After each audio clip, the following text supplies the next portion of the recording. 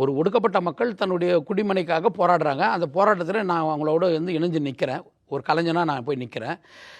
இது என்னுடைய தேவையாக இருக்குது. அப்போ நீ எனக்கு ஒரு விருது கொடுத்த. இதுக்கு முன்னால் அறம்னு நான் ஒரு படம் எடுத்தேன். அறம்னு ஒரு படம் எடுத்ததில் நான் என்ன சொல்கிறேன், ஒரு குழந்தை புழிக்குள்ளே விழுந்துச்சு. அந்த குழந்தை எடுக்கிறதுக்கு நம்மக்கிட்ட ஒரு மிஷின் இல்லை. ஆனால் இந்த பக்கம் ஒரு ராக்கெட் விண்வெளி ஆராய்ச்சிக்கு போகுது.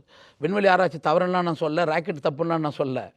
ஆனால் அந்த சமகாலத்தில் நீங்கள் குழியில் விழுந்த குழந்தைகள் மீது அக்கறை செலுத்துங்க, இன்னும் மலமல்லுகின்ற மனிதர்கள் மீது அக்கறை செலுத்துங்க, இன்னும் வீடுகள் இல்லாமல் சாலை ஓரங்களில் படுத்து கொண்டிருக்கின்ற மக்கள் மீதான நல்ல பாருங்களேன். சாலை ஓரங்களில் ஒரு ஆண் படுத்திருக்கிறது பிரச்சனை இல்லை. ஆனால் ஒரு பெண் படுத்திருக்கிறது, குறிப்பாக பெண் குழந்தைகள் படுத்துன்னு எவ்வளோ ஆபத்தானதுன்னு ஒன்று இருக்குதுல்ல.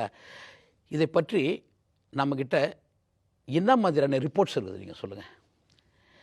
ஏன் இவங்க சாலை ஓரங்களில் படுத்துன்னு இருக்கிறாங்க அப்படின்னு யாராவது இந்த அரசோ இந்த அரசியல்வாதிகளோ கேள்வி கேட்டுருக்குறாங்களா? நாளைக்கு ஓட்டு கேட்டு அந்த மக்கள்கிட்ட போவீங்கள்ல, எதுக்கு நீங்கள் இந்த அரசா ஆகுறீங்க, எதுக்கு நீங்கள் எம்பி ஆனீங்க, எதுக்கு நீங்கள் எம்எல்ஏ ஆனீங்க, எதுக்கு நீங்கள் அமைச்சர் ஆனீங்க?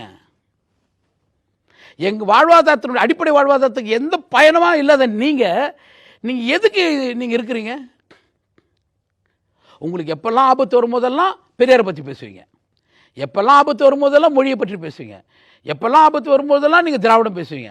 ஆனால் திராவிடத்துக்கும் திராவிட மக்களுக்கும் சம்மந்தம் இல்லை. இதனால தான் சொல்கிறோம், மீனவர்கள் திராவிடர்கள் இல்லையா, தலித்துகள் திராவிடர்கள் இல்லையா, பழங்குடிகள் திராவிடர்கள் இல்லையா, இவங்க பற்றியெல்லாம் நீங்கள் எப்போ கவலைப்பட்டிருக்கிறீங்க? இந்த திராவிட மக்களை பற்றி கவலைப்படுறது கிடையாது. ஆனால் திராவிடம் பேசுவீங்க.